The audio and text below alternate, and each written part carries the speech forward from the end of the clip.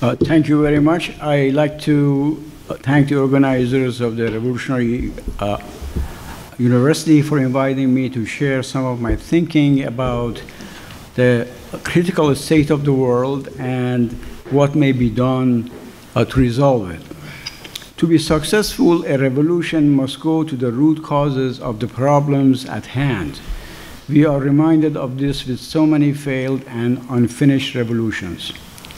In what follows, I will outline my argument that we face a crisis of civilization, not simply a crisis of capitalism as commonly proclaimed by socialist groups, or crisis of industrial societies as proclaimed by green thinkers and activists. It is a crisis of our way of life as articulated by the industrial capitalist world economy. In particular, I will argue that we face the crisis of the anthropocentric. Anthropocentric means human-centered,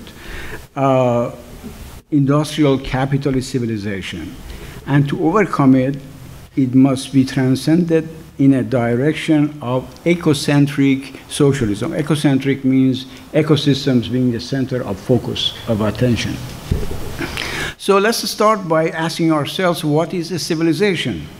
As we will see in a moment, how civilization is defined and assessed has become an increasingly contentious task.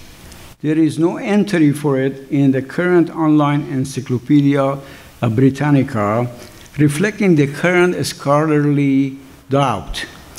But Volume 4 of the 1911 edition of the Encyclopedia Britannica suggested that the word civilization is derived of the Latin civis, a citizen, and civilis, pertaining to a citizen, and etymologically speaking, defined as, and I'm quoting from them, the entire period of human progress since mankind attained sufficient intelligence and social unity to develop a form of government. My anarchist friends in the back may not like this definition. This view of civilization is based on the concept of progress, which itself is rooted in the Western civilization. Since the 1960s, historians have expanded this view to encompass other world civilizations. In the last 2 decades, David Christian has introduced a new field of big history, which aims to place human history in the context of life on Earth and the history of the universe.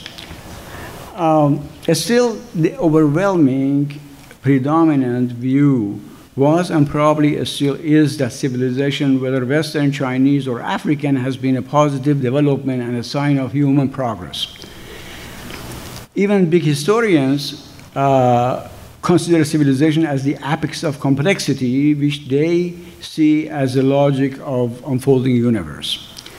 Yet increasingly, archaeologists, anthropologists, paleontologists, paleoanthropologists, some historians, and others have questioned this assumption as we learn more about the so-called prehistory, which refers to the time our forager ancestors lived going back almost 2.5 million years.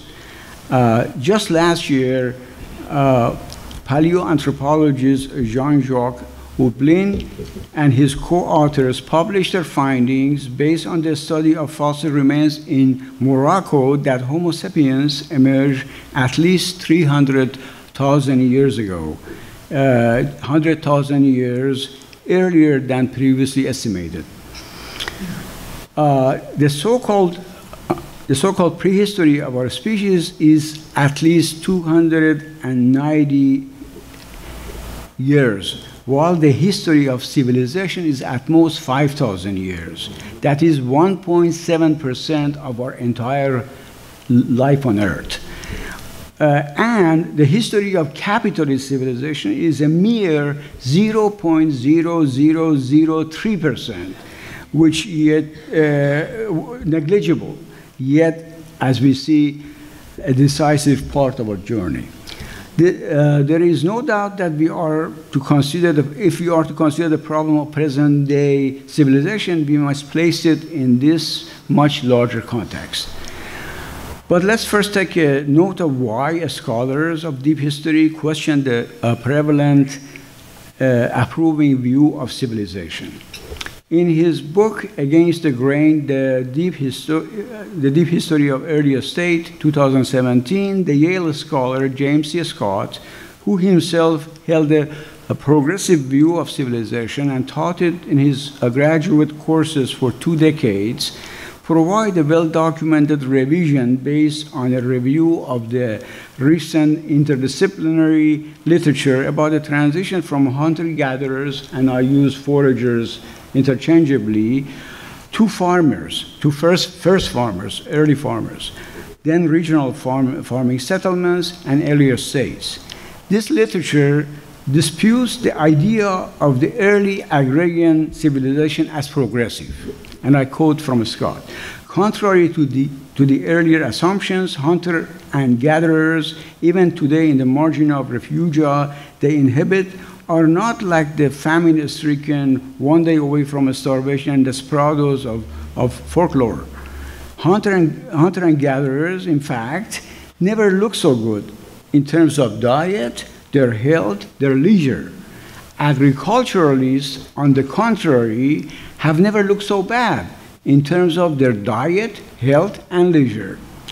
Scott adds, the state and early civilizations were often seen as attractive magnets, drawing people in by virtue of their luxury, culture, and opportunities. In fact, earlier states had to capture and hold their population by forms of bondage and were plagued by epidemics of overcrowding.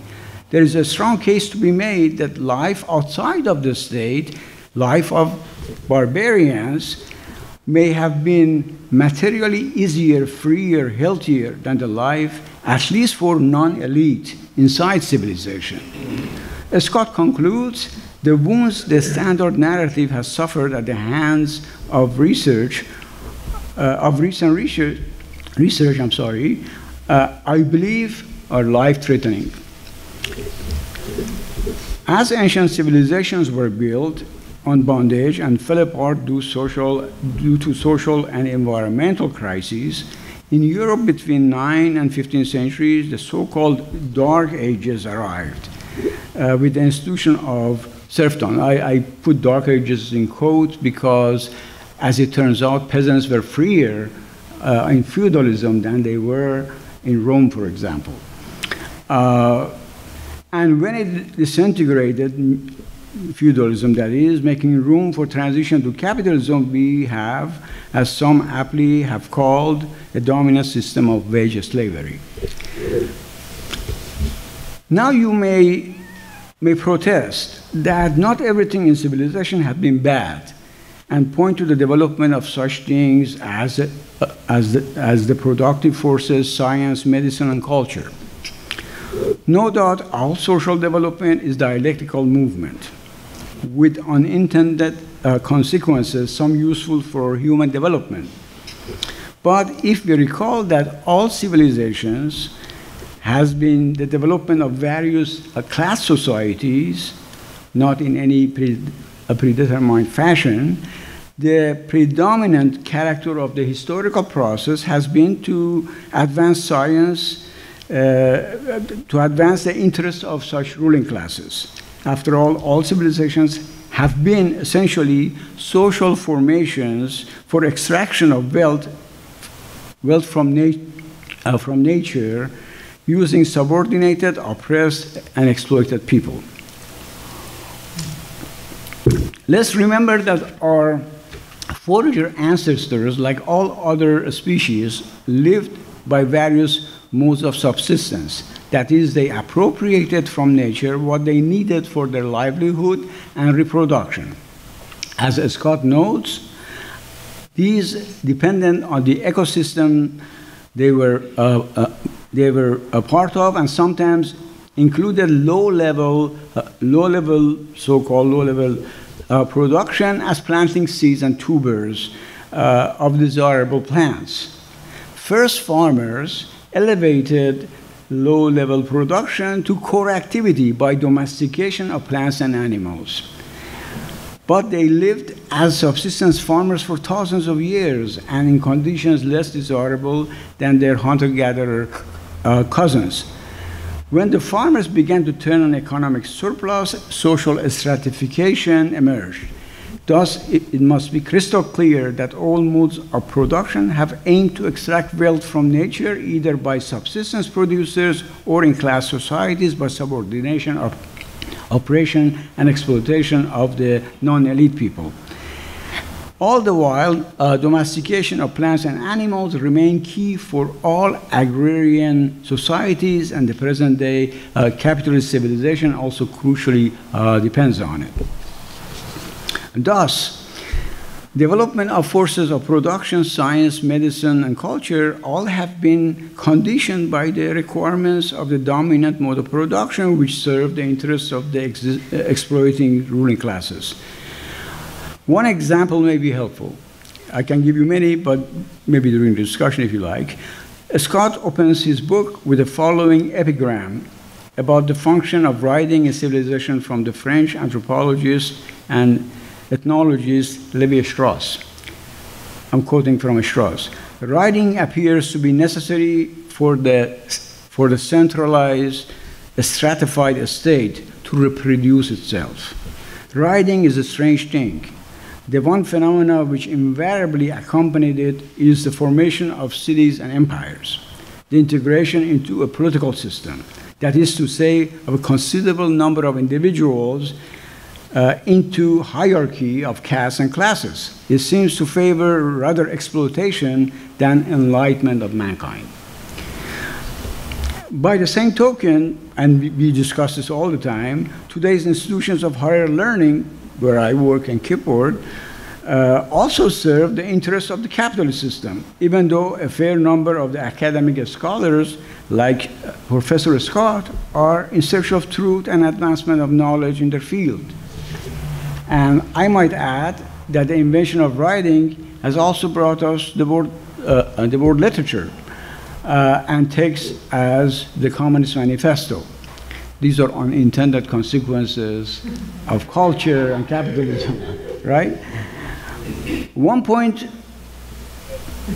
can point to other unintended consequences of civilization, but in all cases, these are not the primary purpose.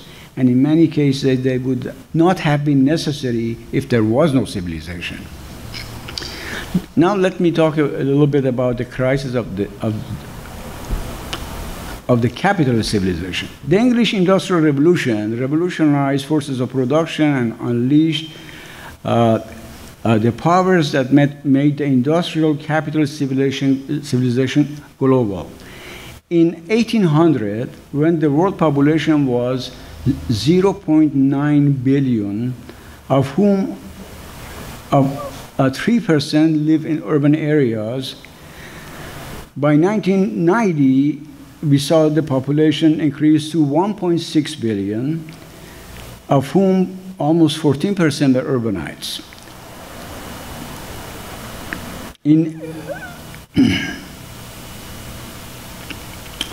And there were only 12 cities that had 1 million or more inhabitants.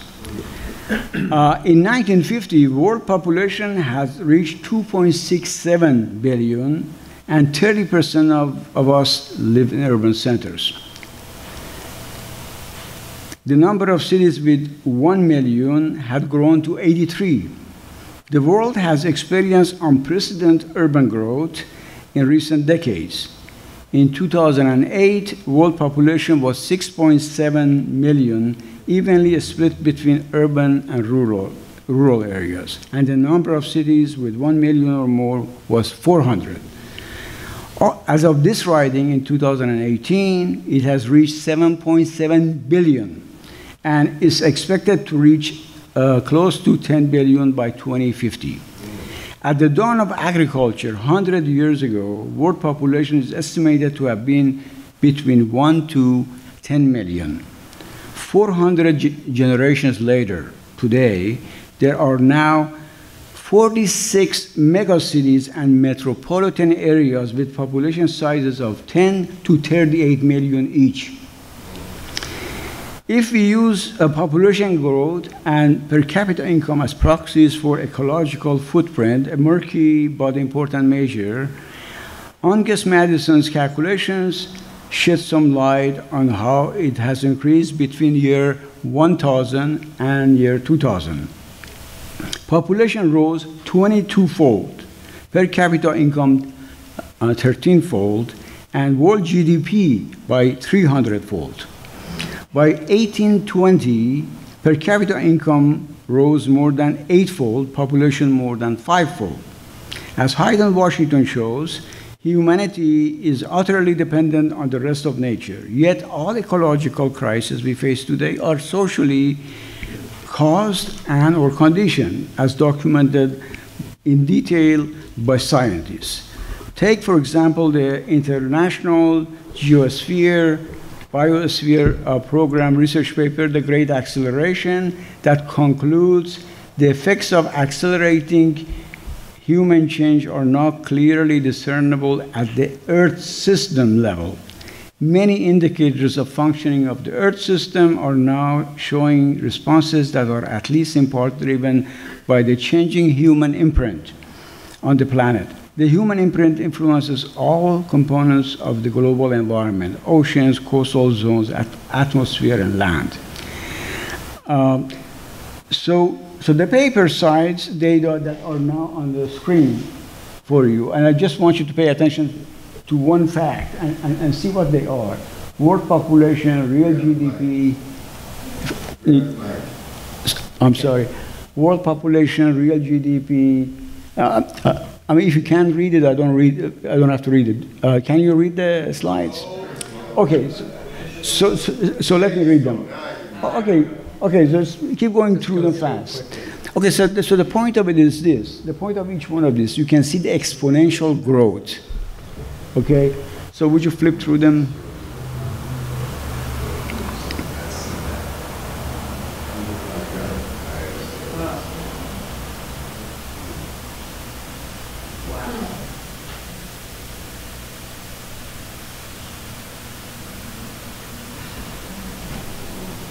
Slow down.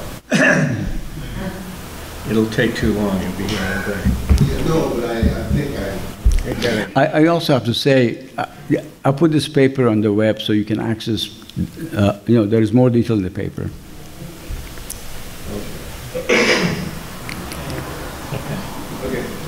Okay, you done? Okay. So clearly, these trends that you just saw point to ecological collapse sometimes in the future, right?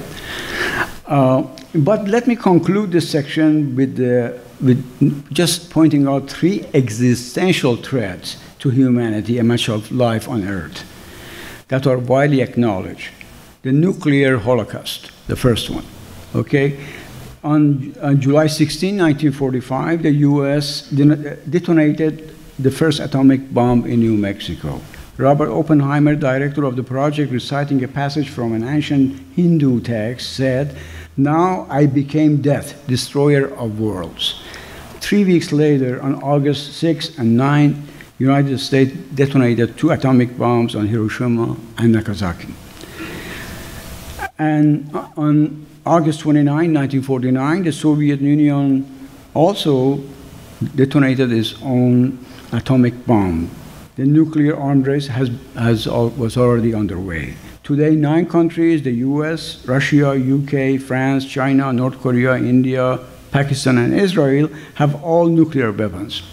And I don't have to, this is in the paper again, I cite 4 or 5 examples of how the US thought about using nuclear weapons. The last one was May 4th, when Trump administration considered war with North Korea. It was in the New York Times, May 4th, but it's in the paper, you can look this up. I don't read it in the interest of time. The second is catastrophic climate change. I don't, again, take your time to impress upon you that this is a serious threat, existential threat. I urge you to read Davis Wallace Wall's article in the New Yorker magazine, July 7, 2017. The link to it is in the paper. It would be on the web. This was read by more than 2 million people. And Wallace writes about doomsday that is awaiting us if we don't stop climate change, including by death from heat, lack of food, a spread of plague, unbreathable air, perpetual war, poisoned oceans, and permanent economic collapse. Finally, the sixth extinction. This is the one that most people are not aware of.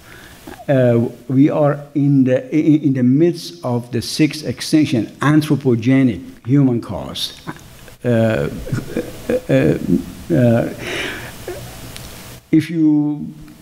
If you read E.O. Wilson's Half Earth, Our Planet's Fight for Life, E.O. Wilson is a Harvard prominent world recognized biologist. He makes the case that by the end of the century, half the biodiversity on Earth will be gone. And you know that we depend on biodiversity. So if they go, we go.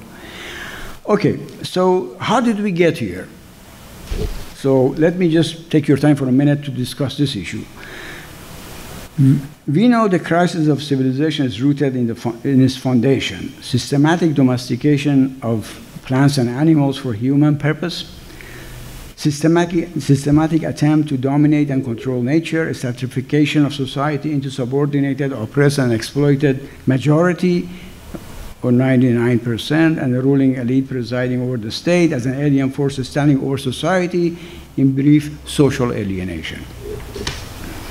We know that for the 98.3% of our existence, our forager ancestors lived in relative harmony with the rest of nature. Let me elaborate what that relative harmony means. Humans are similar to other animals in many ways. Like other mammals and many other species, we engage in niche construction. That is changing the ecosystem in ways useful for our purpose. After Homo erectus managed to make and keep fire 400,000 years ago, a slash and burn of the landscape to change the ecosystem in favor of the plants and animal species that are food for us has been used by our ancestors and continue to be used by some of our contemporaries.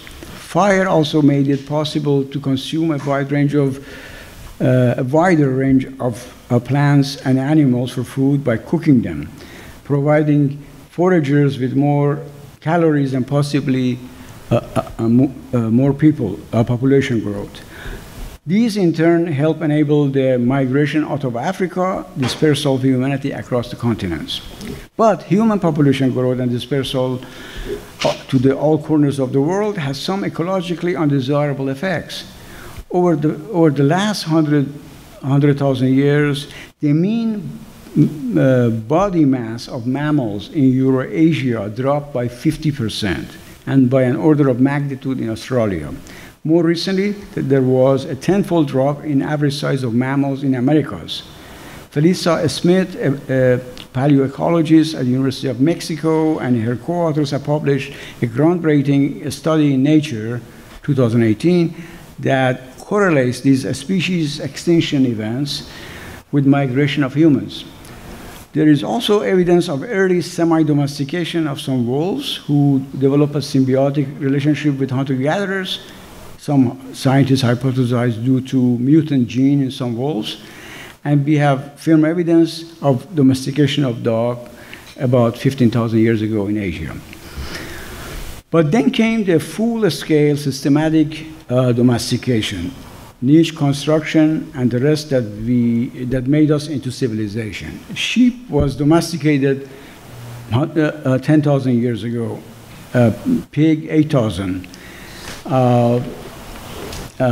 cattle 8,000, zebu cattle 6,000 years ago, horse 6,000 years ago, llamas 4,500 years ago, and so on.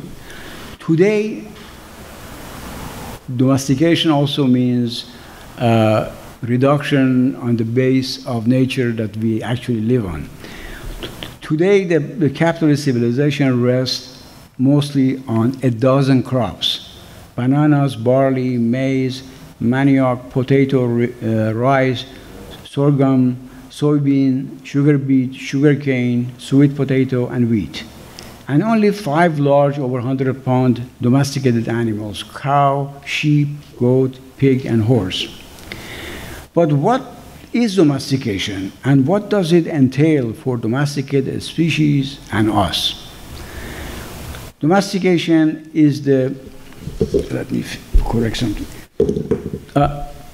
Domestication is the evolutionary process whereby humans modify, either intentionally or unintentionally, the genetic makeup of population of plants and animals, to the extent that the individuals within the population lose the ability to survive and reproduce in the wild. So they become totally dependent on us.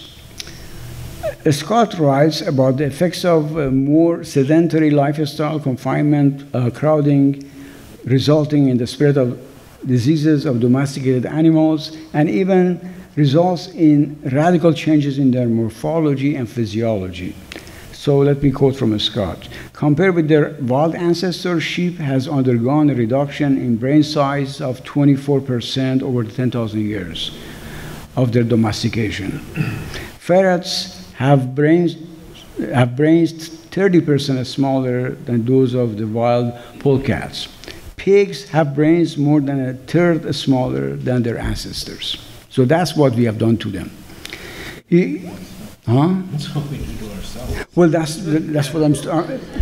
exactly what I'm saying now. He also discusses at some length. You should read his book. It's a wonderful book. He also, by the way, Scott is an anarchist also. Well, just so you know, I mean, I love him for that. That's a great thing. He also discusses at some length the adverse effect of domestication on humans, including becoming more of a herd animal than our forager ancestors. Effects of overcrowding and spread of infectious diseases, including zoonotic diseases, and even morphological and physiological consequences for us. Our face has shrunk as a result of domesticating other animals.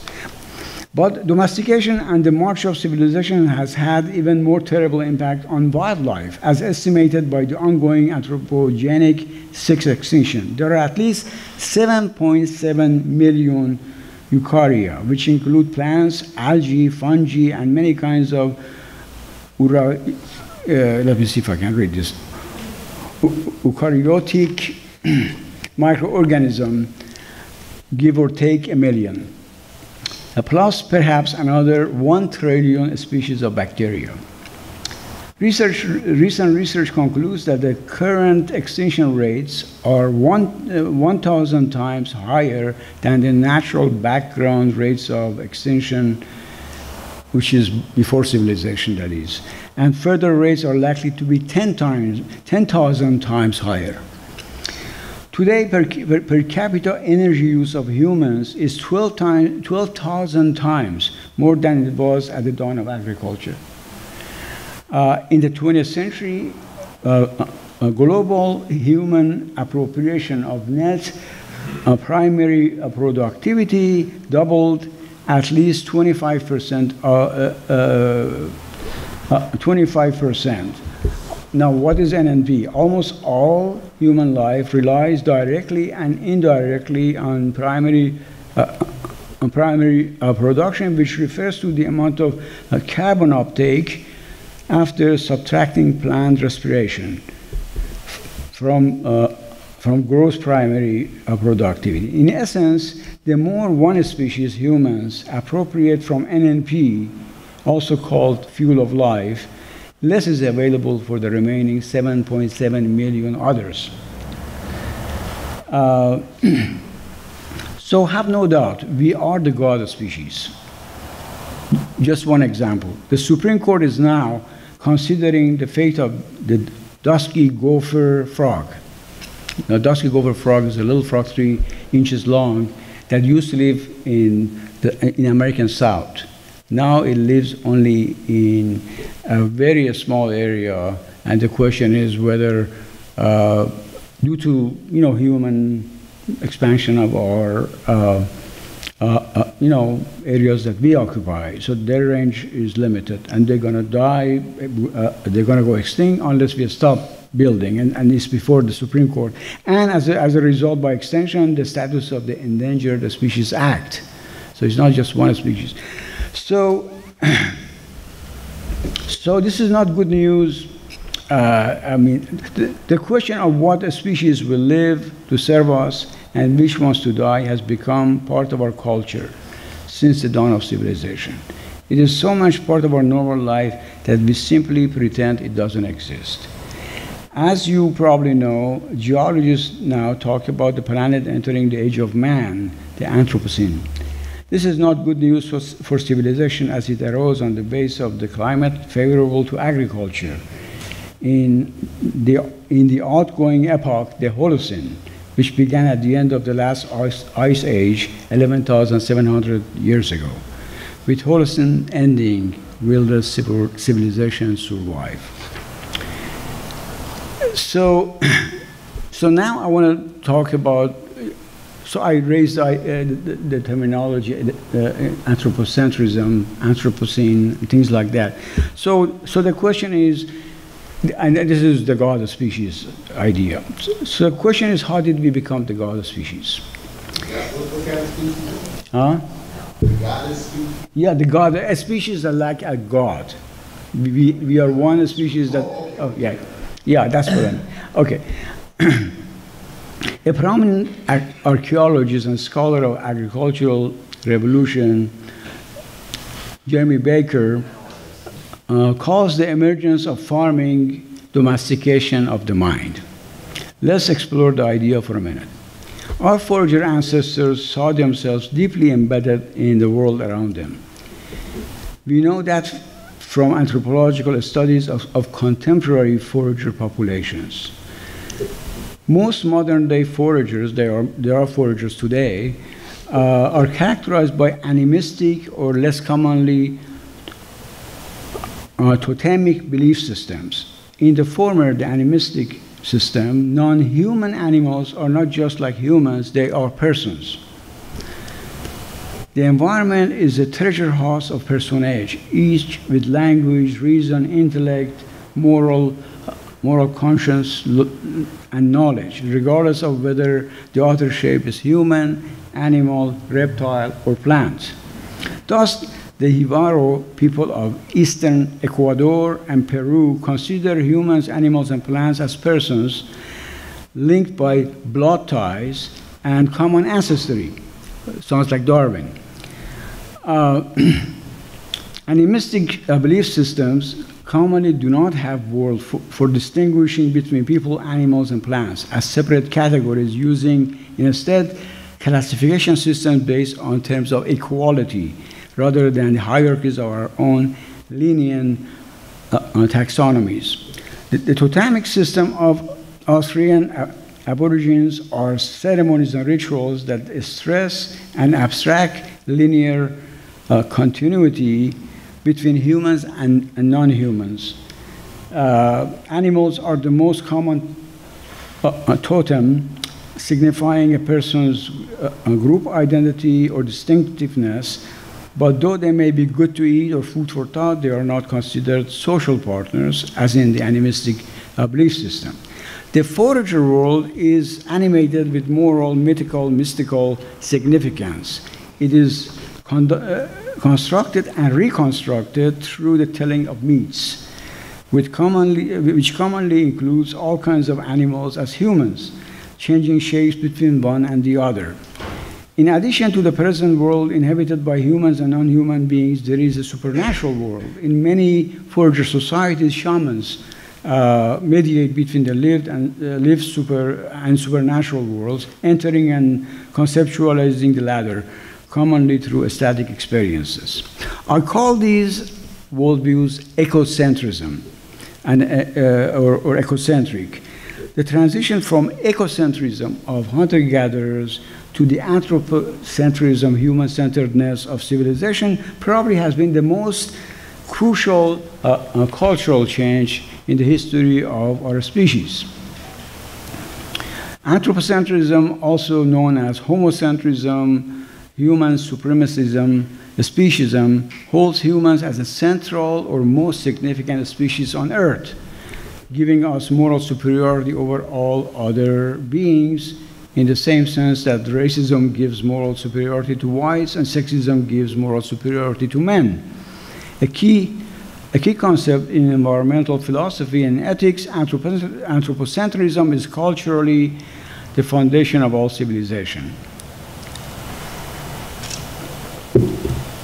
It has been central to both religious and secular worldviews. Ancient Greek gods were imagined as human-like. In Abrahamic religions, humans are God's agent on earth. In the Old Testament, for example, God creates Adam and Eve in his own image and creates other species for them.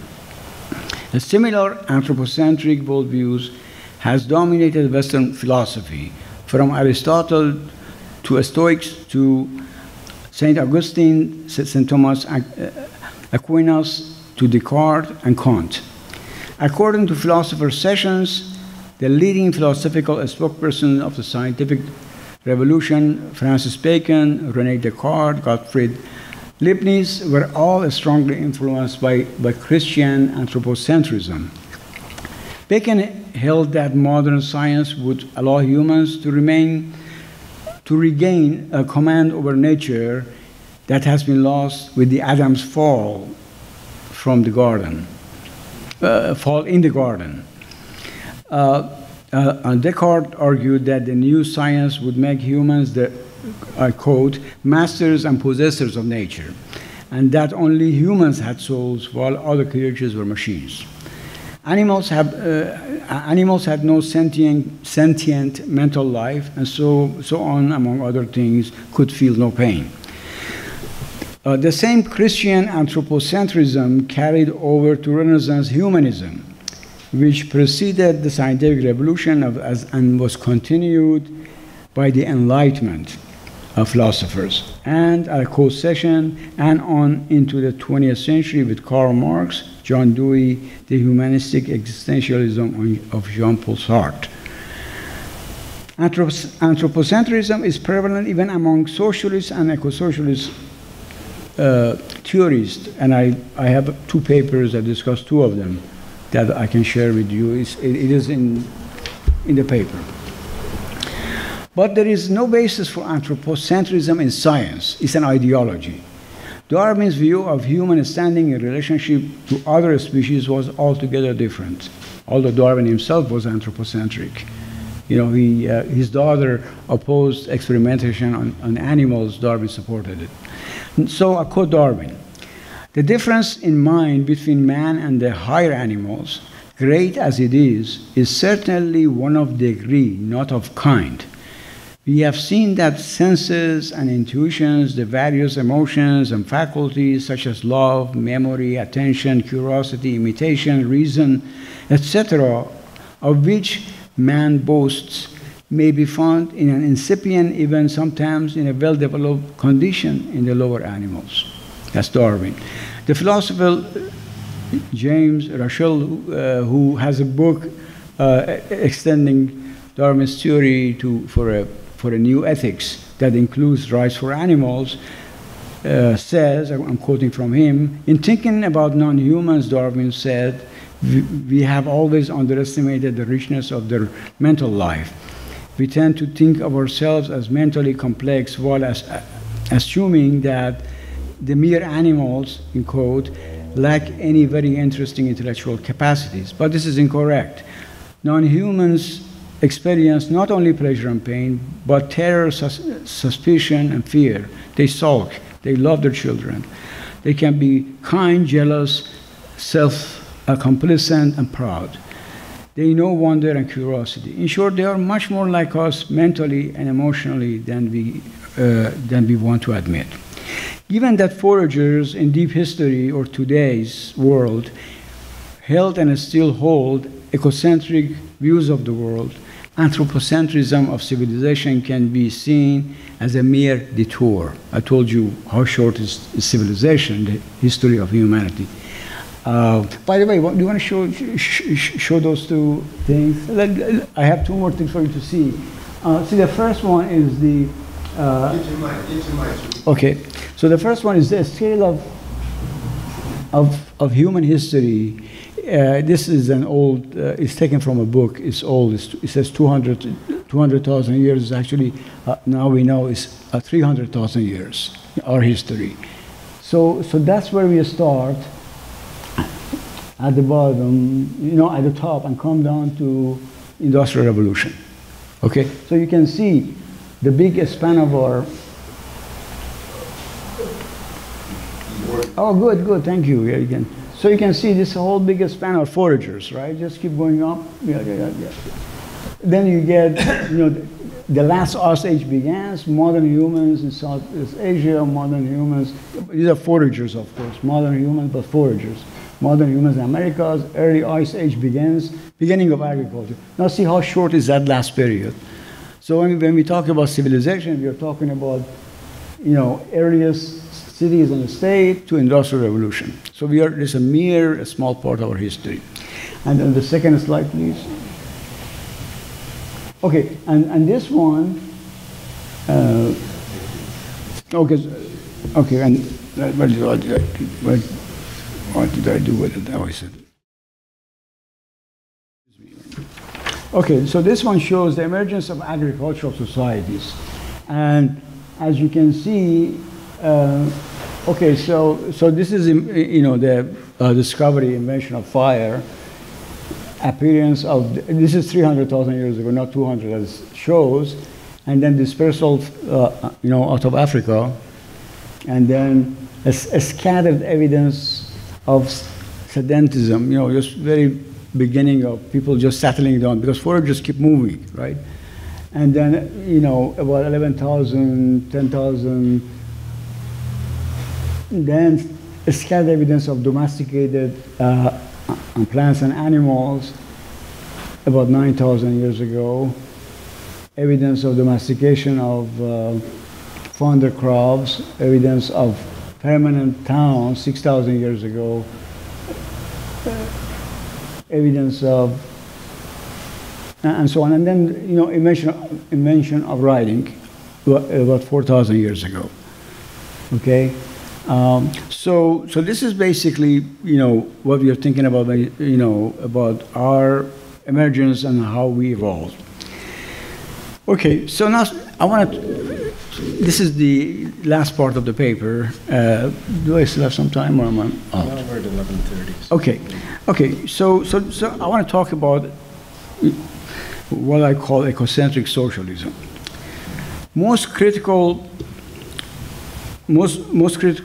theories of society are actually based on a small, recent subset of the long human history. 1.7% of only 1.7% of our history. Whether there are theories of capitalism, which is really 0.0003% of our history, which is a very small subset of our history, theories of class society, 0.6% of our history, or theories of civilization. They exclude the long period of ecocentrism, which I just elaborated on, before the world historic transition to agrarian societies and civilization. But this transition required alienation from nature, without which domestication, niche construction by destruction of wildness on expanding scale, and attempts to dominate and control nature would have never occurred. For these anthropocentric worldviews were necessary. These emerged with the early farmers and later institutionalized in various religions and secular forms in class societies that followed. Systematic social alienation was made possible only with the rise of the surplus-producing agrarian economy that provided material basis for social stratification, patriarchy, and state. Yet, critical theories of the current crisis ignore this world history transition. Hence, the root cause of the crisis of all civilization. And that means capitalism has its own internal dynamic and forms of crisis, as Marx explains. And I totally agree with him. I write papers about it myself. But the mode of production itself is embedded in the larger history of civilization and therefore suffers from the same problems that I just outlined. Thus, we must extend Marx and Engels' materialist conception of history to account for the entire process of human history, not just history since the rise of the first modes of production, which is the focus of, say, the German ideology. This would mean that we must consider both modes of subsistence, which foragers had, and some of us still have, which characterizes the forager's long history, which continues to the present, as well as modes of production since the dawn of agriculture, which Marx and Engels, were pioneers to discuss. Further, we must consider the ever-changing matrix of eco-social relations of subsistence and production, not just social relations of production as Marx and Engels do. Finally, modes of subsistence and modes of production must not be seen simply as modes of social reproduction, but also as definite forms of activity, as definite forms of expressing life. That is our way of life, which defines who we are as a species. In other words, the way we live today was unimaginable in 1970, right? People with cell phones going around and Facebook and all these things we do, right? How we actually get our food these days, how do we travel, what do we imagine? We're just different beings right now compared to only 50 years ago. Thus, we must extend Marx and Engels' materialist conception of history. So, further, we must consider the changing matrix of eco-social relations of subsistence and production. Finally, modes of subsistence and modes of production are the way we live. As Marx and Engels put it, as individuals express their life as they are. But as I pointed out earlier, modes of subsistence have been at times destructive to the rest of ecosphere, as in the human-driven extinction of megafauna by our forager ancestors. This problem became qualitatively worse with the rise of agriculture and an anthropocentric approach to the rest of nature. Thus, the modes of production have always been modes of destruction.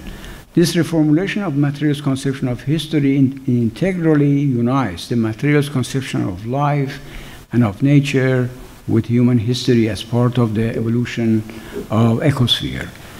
It will become easy to see how the human agency contributes to it or undermines the ecosphere by our way of life.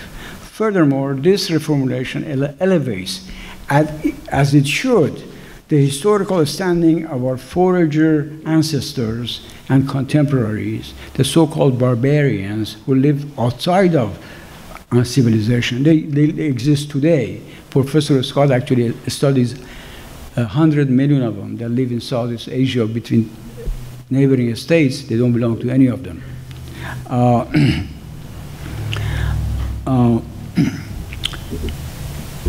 This will include Aboriginals, indigenous people, and the rest of ecosphere against the capitalist onslaught. These include, but by no means are limited to the so-called tree huggers, animal liberation activists, deep ecologists, and those who are fighting for the right of Mother Earth. They are not simply allies of the working class, but co-equals. Politically aware working people will see their fight as their own. Thus, the so-called red and green are actually co-equal fighters against anthropocentric capitalist civilization, except they have focused on different aspects of the same monster. Of course, a class struggle still matters, and centrally so. The working class, which in some countries is the great majority of the population, like the United States, would still be key agency to fight capitalist domination and exploitation of humans and the rest of nature. But as defending the right of the subordinated and oppressed sections of the population and the working class itself is a key plank of universalization of human rights, essential for the transition to an ecocentric socialist future, so is the fight to extend the same moral standing to all species and the Mother Earth in the face of the onslaught of the anthropocentric capitalist civilization. Can I just finish this up? It's about 5 minutes, 5 minutes or 8 minutes. I have about 5-10 more minutes of your patience. Is that okay? Yeah. Okay. Okay. And then I'll finish the paper. I could do this in discussion too, but okay. As Marx's theory of socialism maintains, to transcend the industrial capitalist civilization, we need a self-organized, self-mobilized working class, which in the US is about 150 million people out of the population of 330 million. How would the transition to ecocentric socialism begins, and how would it look like in a very early phase? I can only give you one person's opinion. It's my opinion. It's not, you can have your own. I will use the US economy and society as a model. According to the latest Credit Suisse report, Credit Suisse is a big bank in Europe and does the studies of wealthy people and stuff. The richest 3.5 million people worldwide, 0.7% of the world population, control $116 trillion, or 45.6% of the world wealth. Okay? The poorest 3.5 billion people, 73% of the world population, control only 6.1 trillion of wealth, or less than $10,000 in wealth each. Of course, a majority in this group have no wealth and even have negative wealth, debt. It follows that if we stop accumulation of wealth by a tiny fraction of people on the planet and provide this ruling elite with all they can consume for a very comfortable existence for the rest of their lives, we can use the bulk of the existing wealth to improve the lives of 3.5 billion whose basic needs are not met. Second, the simple act of refusing to produce in order to accumulate immense wealth for a tiny fraction of the world population will reduce the ecological footprint of the humanity radically and immediately, a giant step towards ecological sustainability. But much of this wealth is in the form of capital goods and other economic and financial assets. They are used by the capitalist class to extract even more wealth from nature. The socially just policy would be for the working people who maintain or operate these assets to appropriate them in public trust for the benefit of humanity and manage them through democratically run councils in workplaces and neighborhoods on the local and regional level. Such working people's councils will pursue a mode of subsistence or low-level production that aim to follow a do-no-harm policy in relationship to the ecosphere and other species, yet support a modest level of comfort, such as suggested by volunteer simplicity, consistent with human development. If I were in one of these councils, considering the transition of the US economy, I would suggest the following for consideration: restructuring, downsizing, and repurposing. In the sphere of production, large sections of manufacturing industry that serves the US militarism or its arms trades, which makes up half the world market of trade in arms, chemical, petrochemical. For a sober review of this, read Latham. He was on Against the Grain a few days ago, speaking about the same thing. Petrochemical industries, which includes fossil fuels, coal mining, nuclear energy, hydraulic energy, power plants that use polluting source of energy, industrial agriculture will be phased out as quickly as possible. In the service sector, financial, insurance, real estate industries will be dramatically downsized. What is left as necessary would be run by workers and consumer councils. This will eliminate the management services industry, wholesale and retail trade, and international and national transportation will be reduced to the minimum as the economy will become increasingly local and regional, and people will be rooted in their local communities where the bulk of what they require is produced locally. Marketing, including advertisement and much of the sales force, would become unnecessary and phased out. The food system, as well as housing, health, education, clothing, and transportation industries will be radically restructured, transformed, and repurposed in line with making economy work for human needs, not profit, consistent with do no harm ecological policy, and largely local and regional. Likewise, state bureaucracies that are detrimental to peace, social security, ecological health of the planet will be closed down or downsized and radically restructured and repurposed. These include the so-called Department of Defense, the U.S. Armed Forces, the spy agencies, the domestic repressive forces such as FBI, Homeland Security, ICE, the police, etc. They would be shut down. The task of public security and administration of justice will be taken up by working people, militias, and people courts. Other federal agencies and their state-level counterparts, such as Department of Agriculture, Commerce, Labor, would no longer serve a function as they are instruments of the capitalist class. Other federal departments dealing with the education, energy, health, housing, justice, transportation will be downsized and radically restructured and repurposed. All activities hostile towards other species as part of the food system that raises farm animals and fish for food, sport fishing and hunting, so-called the pet trade, dog and cockfighting, abuse of animals in the name of science and medicine will be banned and eliminated through public education. All manners of ownership of animals would be phased out through public education as quickly as possible. Hunting and fishing would be allowed for human survival. Jobs for all. What would happen to the workers in these sectors that would be phased out?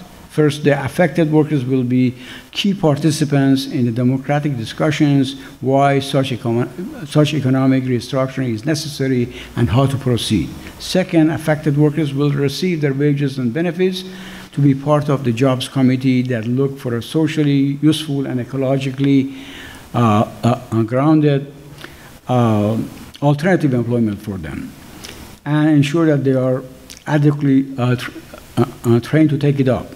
Third, workers' councils discuss and reduce work week and workday to ensure employment for all, as well as leisure time increase for human development. Fourth, the dismantling of undesirable economic sector will coincide with the massive restructuring and redesigning the housing, health, education, clothing, food, culture, transportation sector. For example, currently the agricultural sector employs a mere 1.6% of total employment, dominated by a handful of agribusiness companies using high input industrial methods to grow food. The result would be a horrendous misery and death of billions of farm animals and exploitation of farm workers, poisoning of the population and the environment. In the new economy, plant-based food production is the goal of the food system, which will become localized through organic farming using permaculture and agroecology. Every able-bodied person will contribute through home or community food gardens. Thus, the new economy will employ many more people in these socially useful, ecologically sound economic activities. This will be a massive, there will be a massive effort to provide environmentally sound, modest, but comfortable housing for all. There will be massive expansion of healthcare focusing on well-being and prevention. Education, culture, and all will expand locally and regionally centered. Technology, historically used, dominate and control nature and labor will be scaled back, leaving only what is needed for human development, not harmful to nature. In all such activities, Working People's Council will be guided by an ecocentric worldview, a love of Mother Earth and all the species that make up the web of life. Adoration, not fear of wildness, will become universal. In fact, new ecocentric humanity will be proud to be part of the animal kingdom and the rest of nature, not opposed to it and above it. Finally, and equally important, the Working People Councils and the government will immediately extend a hand of friendship to peoples of the global south with material and moral international solidarity, including countries such as Afghanistan, Iraq, Syria, Libya, Yemen, that most recently have been subject to American imperialist war effort. What if instead of Washington spending more than $2 trillion to bring death and destruction to these countries, American people would have helped build homes, schools, clinics, hospitals for them? In tandem, Working People and the Council movement and other grassroots organizations will work gradually and voluntarily to reduce the world human population that has been growing exponentially since 1800 through education and empowering of women and democratic family planning. The World Working People's Council will immediately set aside at least half the planet that is home to over 80% of world species as wilderness reserve, as suggested by eminent biologist and conservationist E.O. Wilson. As population declines, human settlements will shrink, making more land available for rewilding. Of course, what is needed is a mass radicalization, especially in the centers of capitalist civilization, including billions of working people, and there will be many other visions of how to transcend the anthropocentric industrial capitalist civilization. Yet the time for action is short, perhaps a few decades, before we entirely lose our control over our own destiny and perish along with much of life, all due to anthropocentric detour of the past 10,000 years. It is a good place to stop and listen to questions and comments. Thank you for your attention. So in what ways would an ecocentric socialism differ from anthropocentric socialism as a... Sorry. I can't hear you. Speak louder, please. In what ways would a ecocentric socialism differ from anthropocentric socialism as a practical politics?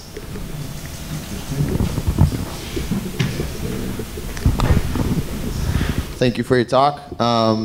One thing that people bring up to me when I talk about what type of solutions we would have to look at is what would guarantee that working people who take matters into their own hands have all the interest in being ecocentric.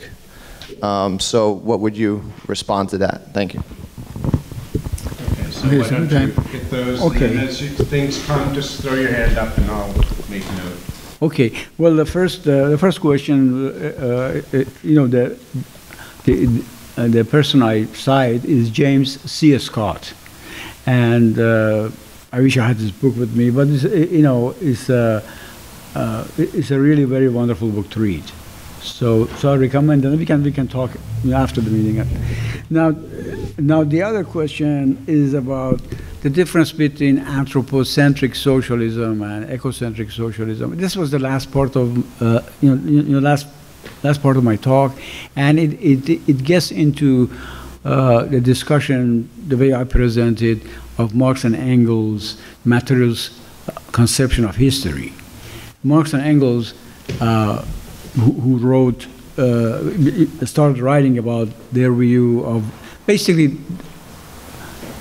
In the mid-19th century, there was still a problem with how history unfolds. Okay, so thinkers from, throughout history were trying to figure out what happens that history evolves, societies evolve, right? So they had gotten to a point by the 18th century, beginning of 19th century, that it is opinions, ideas. Ideas are the motor force of history. So somebody comes with, an advanced idea, and that is his or her advanced idea, his, of course, back then, would move history, leaders, right? Marx and Engels draw attention to the mode of production. Okay, so in the German ideology, which is the key book to read, but there is more writings on the same thing by them, quite fascinating. I urge you to, to read them. They start with what they knew in 1840s. Okay, they started with written history, because back then we didn't know anything before that, because everything that was not written was gone. And remember, a study of fossils and things like that were not yet a science. Okay, this became late. In fact, the word prehistory was invented in the 1850s, after Marx and Engels thought about these things and wrote the German ideology, right? So later on, Engels, drawing on Morgan, who was an anthropologist, right, about some earlier phases of human history still, okay, and how origins of a property, family, and state, right?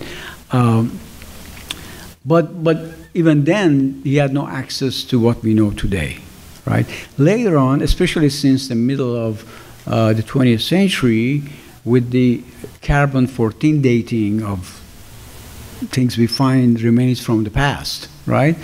We started to learn all those things about the foragers that we didn't know before, right? So the fields of anthropology, archaeology, all these things started to explode in terms of what we know now, right? So I am a student of Marx and Engels and some other people, right? So I started to think about these issues in light of what we know today, trying to use their methodology, historical, their methodology is called historical materialism, okay? Materialism, a study of history, so both materialism is important, materialism is, is a form of philosophy, right? As opposed to idealism and stuff. But anyway, so basically they were, both Marx and Engels were solidly interested in science because their data came from facts that science discovered, right? And of course, science has advanced, especially in this field. So ecocentrism is something they didn't know about, okay? So they were basically focused on class struggle as moving the society forward or not. When the oppressed classes failed, like failed revolutions. So now this whole period of history that is called, I call ecocentric phase of our life as a species, is known to us, and so I propose to go back and rethink about what Marx and Engels wrote about the materialist conception of history. They were focusing on social relations of production, modes of production, right? I'm talking about the big part of our history was really subsistence, was not production, right? So that is something we should include in rethinking about materialist conception of history, right? And so on. So I don't want to repeat that section of the paper, and I urge you to go read it. It is wordy, it is a little bit more complex because it is trying to deal with something that maybe you haven't read, from Marx and Engels, and my proposed changes, okay? And of course, these are my ideas, still, in a form that could be subject to criticism, and I would welcome that. So I hope this sort of, yeah. I'm asking that in terms of practical politics. So how, What does it, what's the difference? Okay. Okay. Yeah. Okay. Well, okay, so I actually laid out those in the following ways. See, right now, until very recently, 15 years ago or something, I was a socialist, Marxian socialist.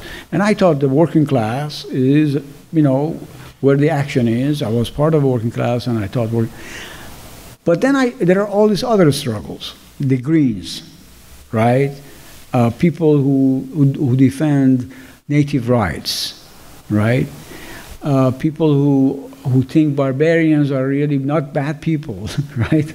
They were actually people who don't like to be part of a state, right? They don't want to be part of a state. They still exist. The foragers that today exist, right, in the Amazon or in Africa or in Asia, right? So these people, to me, back then, were marginal, right? Of course, the numbers are also maybe small, right? But in my view now, they are co-equal as workers, right? I don't say workers are superior because they are producing surplus value and all those discussions that Marxists hold. That's important. I say they are centrally important, especially in an economy like the US, where there are 150 million people. But on the other hand, these other struggles are important. Okay, just like feminist struggle now we know is more important than it was during Marx and Engels' time, right? Feminists, some criticize Marx and Engels of not analyzing the household as a center of production, right? So these we learn now. Socialists commonly include, feminist struggle and feminist demands and feminist views into ideas of socialism, right? So I am proposing we expand this to bring all life into our idea of future, right? And that future I call ecocentric socialism because it takes the ecosystem as the focus, not the humans, okay? I hope that it was, and then this comes into specific things that's in the paper. You can conduct different discussion. Yeah, okay, and then you had his, and then we have some other. Oh, what was the third question? I'm sorry. What is? Mine. Since a lot of people haven't been part of a movement where people democratically conduct their own struggle. Yeah, I remember. Yeah. Maybe in the Yeah. Iranian. Yeah, but the answer is that there is no guarantee. No, there is no guarantee. See, this is how I end the paper. See, well, first of all, we know the three existential crises, right? The nuclear and the climate and the Sixth Extinction, right? Within decades, if we don't act, they can undermine the basis of life, much of life, not all of life, much of life, right? Well, that's a fact. I don't care what view of socialism you hold. If you cannot mobilize in time to stop these things, and we don't have any hope that the government does it, that the capitalist class does it, right? So it is not an optimistic future, I admit, right? But if we are to be able to radicalize, it's entirely based on radicalization. We need billions, I said billions of people, come to motion because we have to change 7.7 billion people's life, right? It's not just overthrow this, Trump, Democrats, Republicans. We have to change ourselves eventually, right? The way we live, the way we think, right? The way we act. So I hope this is unsatisfactory. Okay, so we have 1, 2, and then 3, and then I didn't see, so 3 and then 4. Okay, so. Yes, my comment is about the idea that you were just talking about in terms of this problem being explained in the realm of ideas, that people have an anthropocentric view, and that's really at the root of this, as opposed to the real problem being the way in which this society, capitalism, destroys nature. And that shapes our ideas, as opposed to the ideas being the cause of this. In other words, we live in a society where it's normal to turn food into something that's profitable. If corn is more profitable as fuel, use it as fuel. If it's more profitable to burn it up and destroy it, then burn it up and destroy it. Likewise, human beings, if it's profitable to reduce their livelihood to 13 years of life, great, let's do that. Any method of profitability is what wins out, independent of nature. In a world like that, it is completely normal and accepted and rational to look at nature as something to be thrown away and wasted. The only way we could ever arrive at a view whereby humans, plants, animals are seen as equally important is in a completely different society and use of the resources. So I fail to really see why there's a difference in the gentleman's question earlier, an anthropocentric socialism and ecocentric socialism, in the sense that what's important is socialism, is the idea that the purpose, the very function of society is to meet and produce the needs of humanity in a way that actually is legitimate and possible. This way is not legitimate and possible. It's why we have the crises of civilization. What would be legitimate and possible includes a healthy, sustainable ecology, necessarily. Whether you're ecocentric, anthropocentric or not, if human beings can't live on this planet in a way that's harmonious with the planet, we can't live on this planet. So I see this idea of ecocentrism as something that we may arrive at only if we actually have a real socialist transition in society. So I'm trying to see the difference between, are you arguing that we need to come to this realization first? Or is it something that we may be able to arrive at if we change the way we live, and that will change our ideas of how we relate to humans, each other, the nature, and the plants and other species within it? And that requires. Good question. Are you up, or that took care of your... No, that didn't take care of mine. I can hope.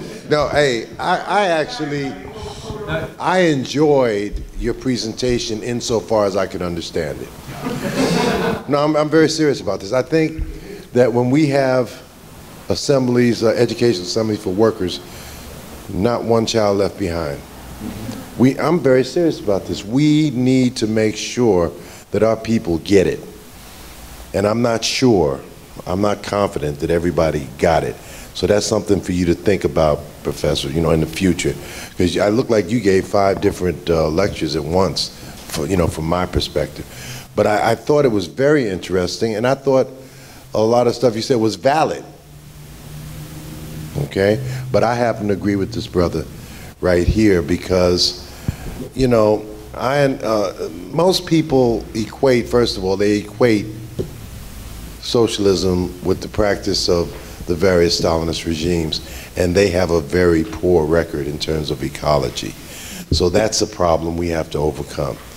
But I see what he's saying, that's really what I'm thinking, that yes, it is, I think it's valid to say that, we have to be harmonious with our environment. That's nothing wrong with that, I got that. And I was looking at your trying to look at your timelines and all of your totally valid.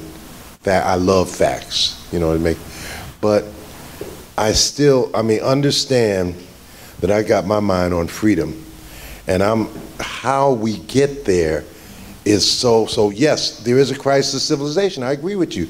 The nomads and barbarians live in my house, so I know what you're talking about. But how to get there? How to get there is so key. And I think, without understanding that we can get there, without understanding that there is a crisis, and without understanding, I think that this particular speak out, needs to stay the course, that today it's a question of power.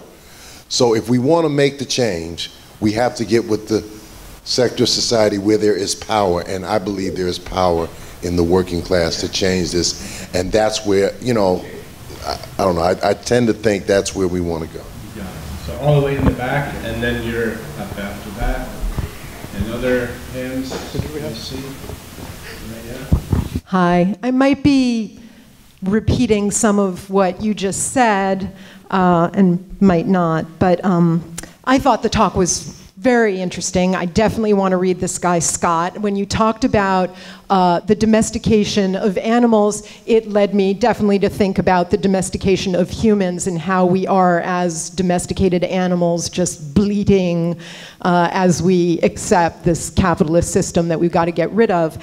And I also agree that with people who just spoke, that there can't be any real socialists who aren't eco-socialists, because there is no way forward unless we get rid of our anthropomorphic way or anthrocentric way of viewing the world.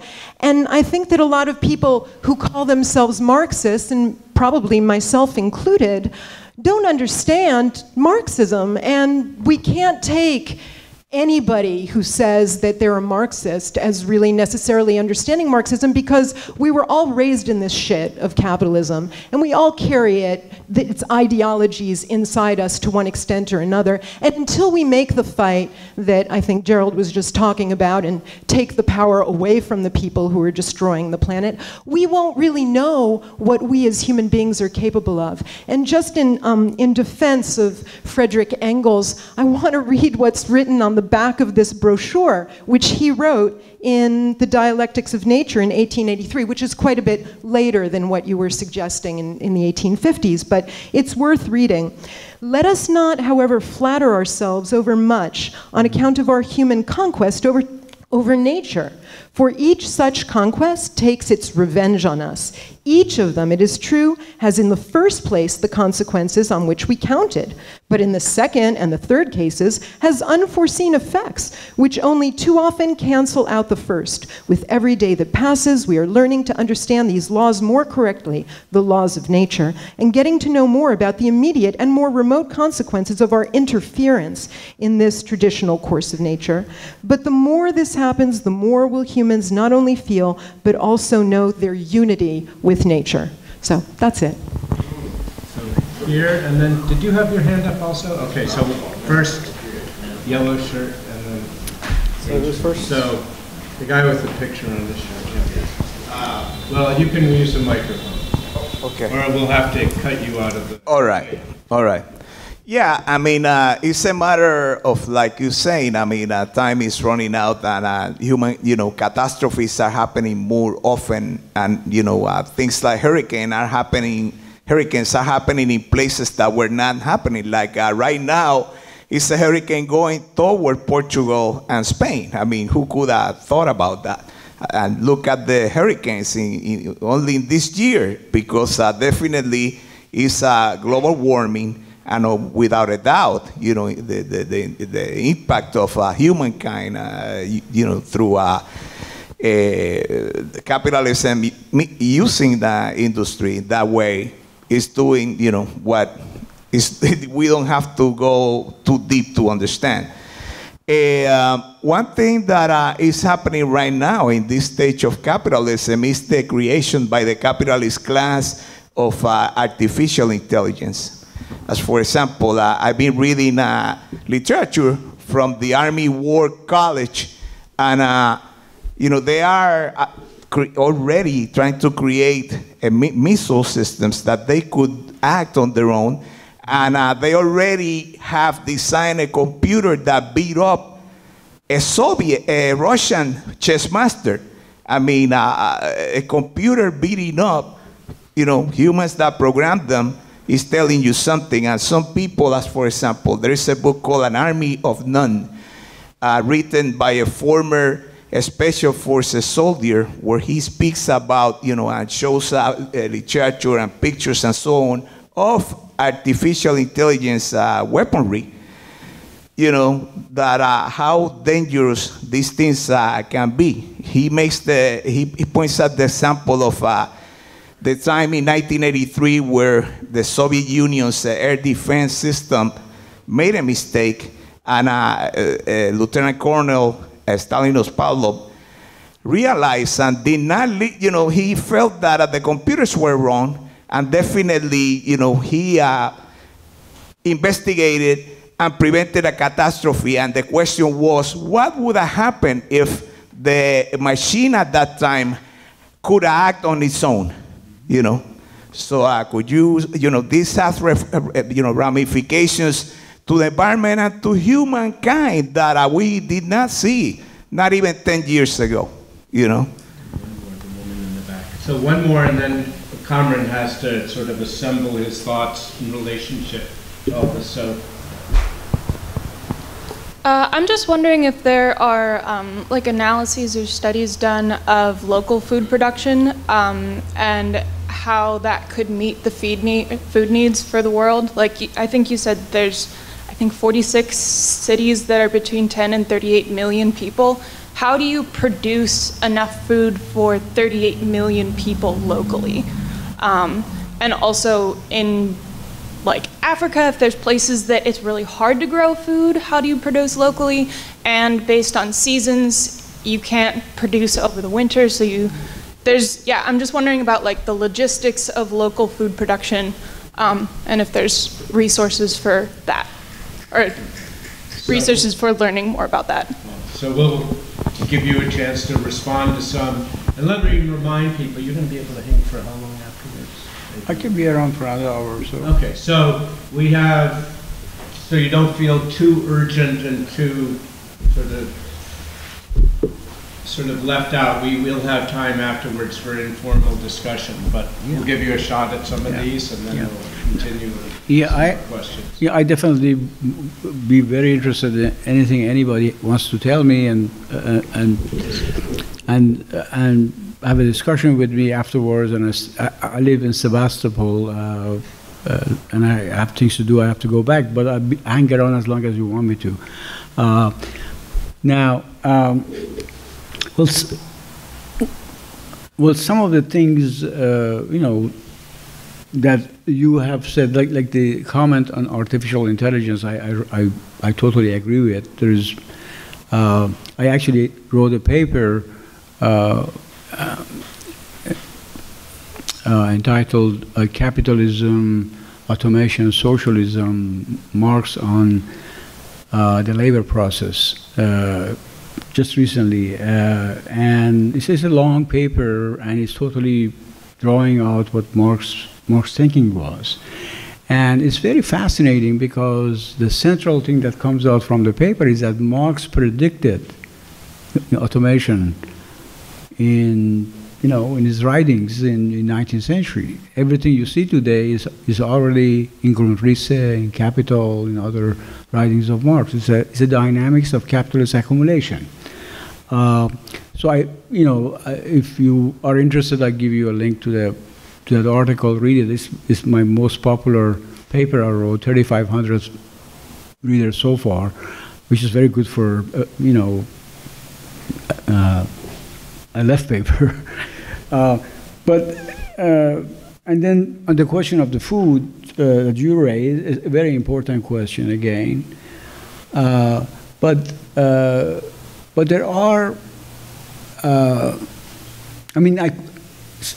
of course, the way humans are dispersed on the planet is the work of the system, right? The system basically created a geography, right? And impoverishes certain areas of the world in the interest of the other parts of the world. I mean, an American consumes way, way, way more than an African does, right? We know that. In fact, 20% of the world population in the global north consumes 80% of the world's resources, right? So in my paper, I talk about how wealth is concentrated, right? So is food. Our food consumption, right? How much food do we waste? Well, we can share that with the rest of the world. And what I'm proposing is not overnight. It's an idea for a transition which will take years, maybe decades, right? I said first stages of eco-socialism. And it's just one person's opinion also. I mean, I'm not an expert in many fields. I don't know a lot of things. I by far know, I'm by far ignorant than knowledgeable about the world, right? So the older I get, the more I realize how ignorant I am. So what I'm proposing to you is just some ideas, right? So we have to go back and look at the food system, look at what concerns you correctly raised, and see what is in the literature, what is in research. I have friends who are agroecologists, and I've been to Cuba 10 times. See, Cuba was able to feed itself, in the 1990s through urban gardens. Habana,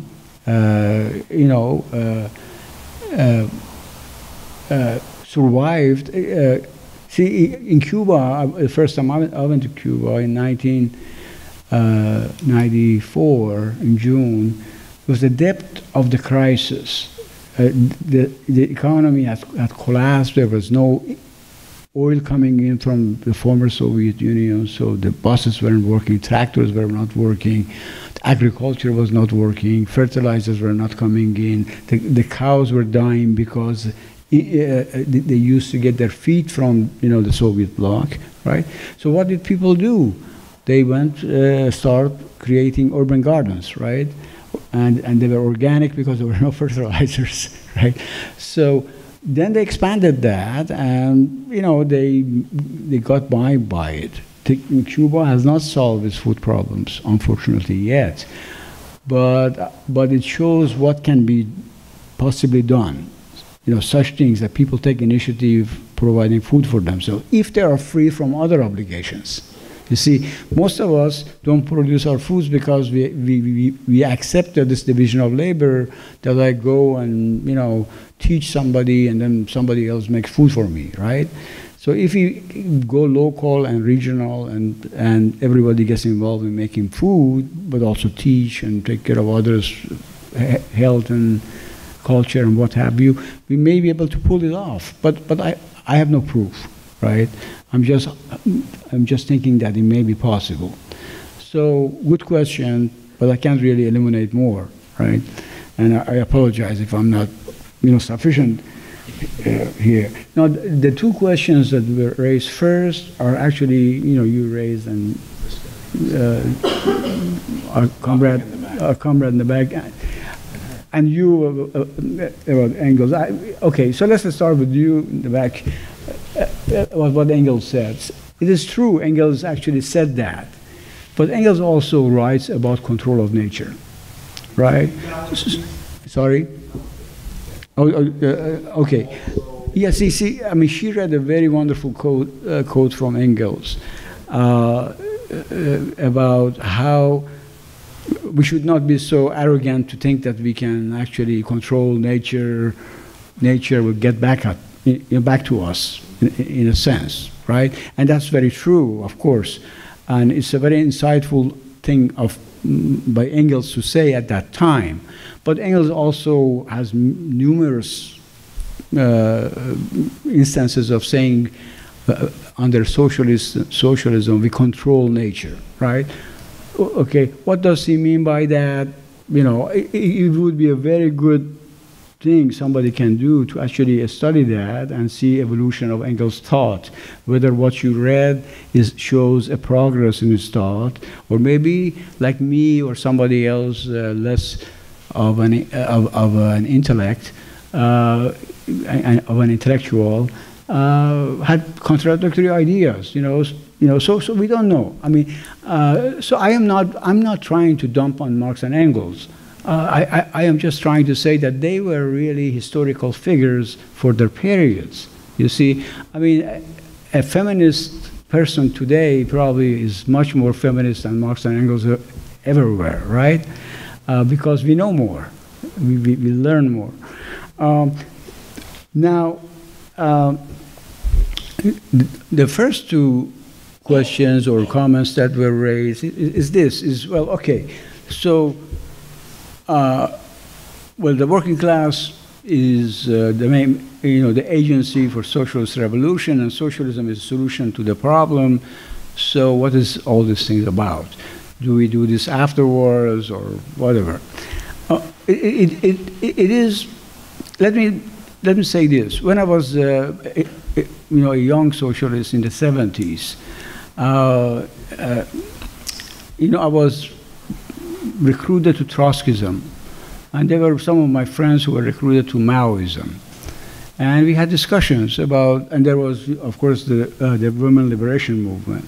And the question was, what do we do with this? Okay, so my Maoist friends always argued, socialism will solve the women's question, right? We don't need an independent movement of women fighting for women's rights. It's divisive, right? It divides workers along male and female and so on. Socialism will take care of it. I think there is a parallel between that argument and the argument that we should not really think about ecocentric socialism, and anthropocentric socialism would be okay, because after socialism, this problem of anthropocentrism will be solved. Okay? I am arguing in this paper, and it would be available for you to download and read carefully, that this is not going to happen. We cannot make a radical revolution if we don't accept that foragers are co-equal with us, that barbarians are co-equal with us, that natives are co-equal with us, aboriginals are co-equal with us, and other species have a right, that Mother Earth has a right. We should accept this, not only because of an abstract theoretical discussion. There are struggles already happening. They are animal rights activists that are being framed by FBI as eco-terrorists, right? What do we do with that? What do we see them as? Are they co-fighters with us, or there are some fringe groups with crazy ideas, right? I recommend that we should embrace them. We should help them out, because they are fighting for something valuable. So, and I can go on like this, So to me, it is really like feminism in a way. We should integrate all these things in our idea of socialism. And that's what eco-socialism, ecocentric socialism is about. So I hope this is helpful. And also, by the way, this is my thoughts, right? I'm not saying that it is the final word, that I'm not going to change my mind. Write a critique of what I say, and I would publish it the same place I publish mine. And we can have discussion and work on this together. So I'm going to really enforce time. We have 4 minutes. I don't care whether people are going like that. 4 minutes, because we go to 12:30. So we have one person here, and then you have 2 minutes. And then all the way in the back, you have 2 minutes, if you're paying attention. So, yeah, there. Thank you.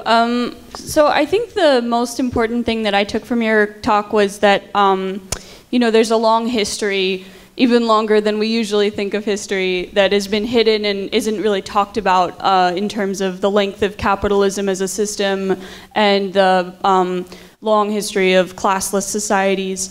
But I think that there's also examples of recent history that as well aren't talked about and are hidden from our frame of reference. And I wanted you to talk maybe more about your experience in the Iranian Revolution as one of these times in history where we don't talk about the role of the working class in that revolution, and how, Iran, with an economy that is so central on oil and has such vast resources in fossil fuels, how is it that the working class took over the petroleum centers of the economy? They took over cities. They formed their own committees to decide the future of this struggle, and because there wasn't a revolutionary perspective available to say that we should be the ones that actually decide the fate of society, it means that the revolution was able to be beheaded and geared towards a completely different direction than the force that actually made the revolution. And yeah, could you talk about that? Thank you. No problem. Okay, so we're going to just end on that.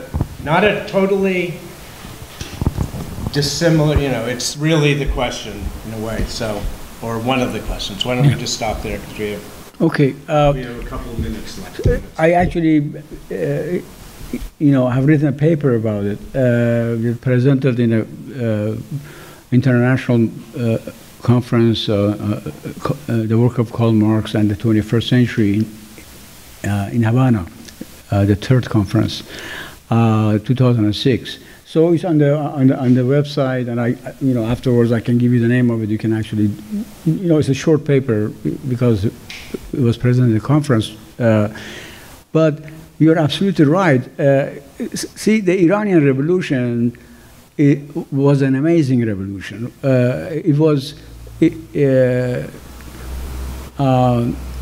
It failed because of the left, not because of Khomeini and the Shiite clergy. Of course, they were those who destroyed everything, killed everybody. But it failed because the left had illusions in them. And our movement was the only one on the eve of the February 1979 revolution that pointed to this government of Khomeini and Bazargan as a capitalist government not to be trusted, and that we have to organize our own workers and farmers government. That's what we were saying. And we actually went back. Our movement was in exile, so to speak, mostly of us students. That's why we couldn't really do very well, because we had no roots in the working class and so on. But we had some right ideas, some good ideas. But anyways, one of my best friends happened to be the leader of the oil workers movement, Yadullah Khosrowshahi, that died a few years ago in London in exile of a stroke. And he went with me to Cuba once. Very wonderful man, one of the best people I ever met in my life. But anyways, so what happened during the Iranian Revolution? It took about a year and a half, 2 years, for the mass movement to overthrow the Shah's regime. Shah's regime was one of the strongest regime in the world back then. He had the 5th largest military with 300,000 Sabak informers on the back of the Iranian people, right? So what people started to get dissatisfied, and they started to get more confidence to come out in the streets. So a year before the February Revolution, in Tabriz, in the west of Iran, oppressed nationalities, the Azerbaijanis, there was 1 million people in the streets. By November of 1978, there were 17 million people out of a population of 35 million in the street on 2 days, consecutive days. So what happened was there was general strike. All kinds of workers, office workers, big factories and stuff, they were on strike. What was decisive, though, was the oil workers, because oil was controlling both the exports that brought money to the regime, but also fuel for the tanks and things like that. So the oil workers went on a strike, and Yadullah at the time was in prison. He was in prison. He was liberated because of this mass movement, and he and other leaders of the movement got together and pushed this general strike forward until mass movement overthrew the Shah's regime in February. Right after the overthrow, we know, of course, that there was no other alternative, and people gave the power to Ayatollah Khomeini, and he inaugurated the Islamic Republic from day one. It's all in the paper, the repressive measures that they took immediately after the revolution, the day after. So The oil workers and other advanced workers who had strike committees formed shoras. Shora means council. So then they created a workers' council movement that encompassed all large workplaces, office places, factory places, not the smaller shops, but the big ones. That's where my workers' council idea comes from, because I've seen this, right? You know, nobody told them, no left group told them what to do. They did it, right? The revolutionary potential of the working class. But it was not just workers either. The peasants had peasants' councils. The oppressed nationalities who are regionally based in Iran had their own oppressed nationality councils. The students had their own councils in high schools and universities. Neighborhoods had their own committees. They didn't call them council, but in effect they were council. I returned 10 days before the insurrection, and I was immediately engulfed in about 60 young men who were taking control of the security of the neighborhood. And during the insurrection, we expropriated 30 semi-automatic rifles, and we formed an armed group of young men to make sure that the neighborhood was safe, because there was still, attacks by counter-revolutionaries, armed attack at night. So I'm just saying this so you know that there was really bubbling up of self-organization, self-activity of the people, not just the working class. I have to tell you that, right? You should remember, everybody who was exploited or oppressed, they started organizing and putting forward their demand. It took until 1982 for the regime to destroy all these things. And my friend Yadullah was taken to jail, tortured, 5 years in jail. He was released. Soon after he was released, he learned that they're going to come get him. He had to escape by the way of Pakistan, went to London, and lived the rest of his life in exile. That's happened to a lot of other people too. So anyways, I mean, this is what happened. So I hope this is, sufficient. Mm-hmm. Yeah. Okay. So thank you very much.